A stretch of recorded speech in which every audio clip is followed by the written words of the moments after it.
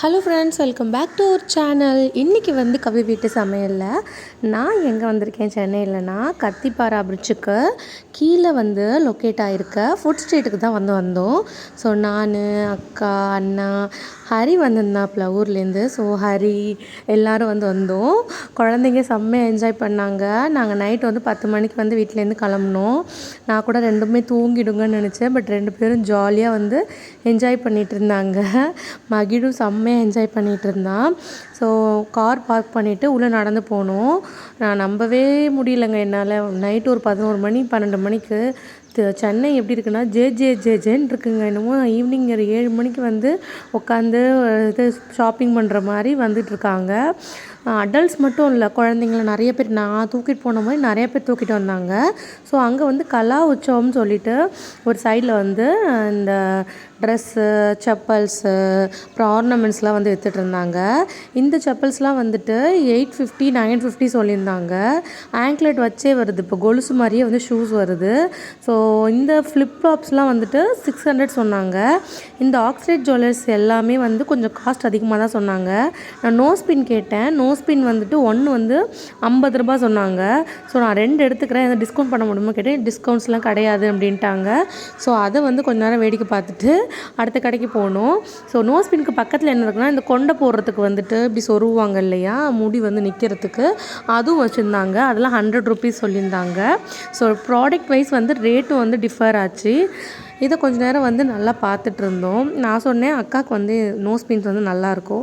So அவங்கள try பண்ண சொன்னேன். அவங்க ட்ரை பண்ணுவோம் அப்படின்னு சொல்லியிருக்காங்க. ஸோ நெக்ஸ்ட் கடை என்னென்னு பார்த்தீங்கன்னா சிக்கன் காரி குர்த்திஸ்ன்னு சொல்லிட்டு இப்போ ட்ரெண்ட் ஆகிட்டுருக்கு. என்னென்னா கையாலேயே எம்ப்ராய்ட் பண்ணி போடுறது. ஸோ அதுவும் வச்சுருந்தாங்க.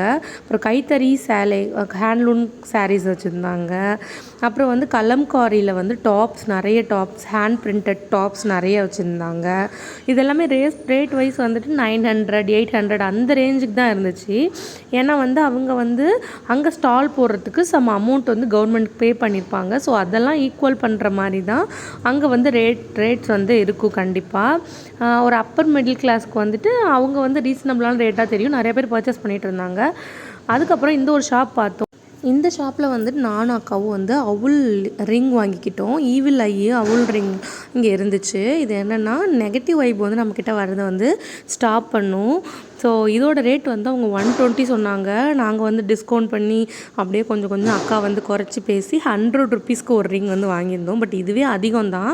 ஆனால் அங்கே வந்து கலா உற்சவத்தில் வாங்கும் போது இந்த ரேட்டு கம்மியாக அவங்களால வந்து கொடுக்க முடியாது. ஏன்னா பர் டேக்கு வந்து அவங்களுக்கு வந்து ரெண்ட் கணக்கு வரும். ஸோ இது வந்துட்டு 150 சொல்லியிருந்தாங்க. கிட்ஸுக்கு வந்துட்டு கிறிஸ்டல் பிரேஸ்லெட்ஸ் வந்துட்டு இருந்துச்சு நிறைய கலர்ஸில்.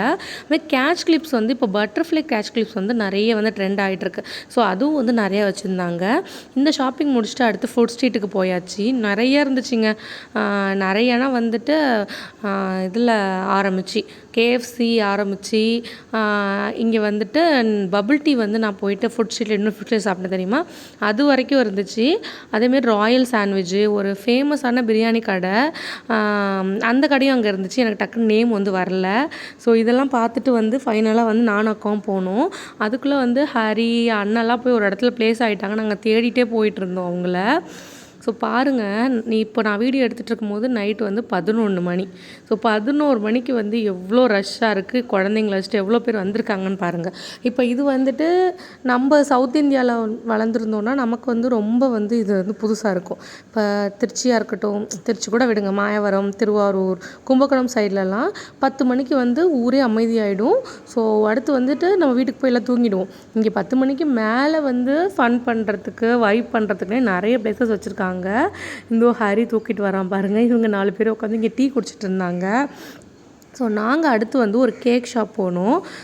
தியோ ப்ரோமோன்னு சொல்லிட்டு, இது ஃபுல்லாகவே பேக்கரி ஐட்டம்ஸ் அண்டு அந்த பேஸ்ட்ரி ஐட்டம்ஸ் ஃபுல்லாக வச்சுருந்தாங்க.